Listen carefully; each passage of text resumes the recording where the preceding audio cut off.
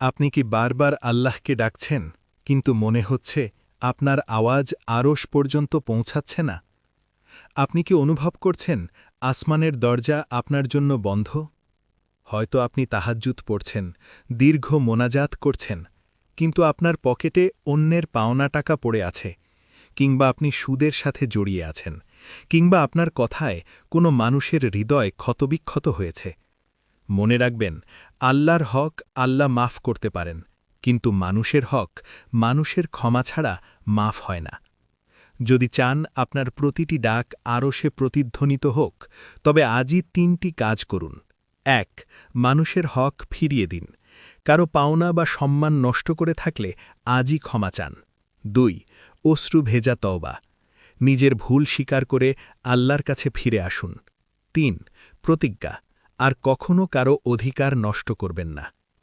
আপনার এবং আপনার রবের মাঝখানের দেয়ালটি সরিয়ে ফেলুন।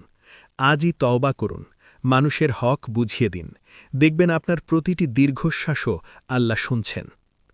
আপনি কি আজই তওবা করতে প্রস্তুত? কমেন্টে লিখুন আলহামদুলিল্লাহ এবং ভিডিওটি শেয়ার করে অন্যকেও সতর্ক করুন।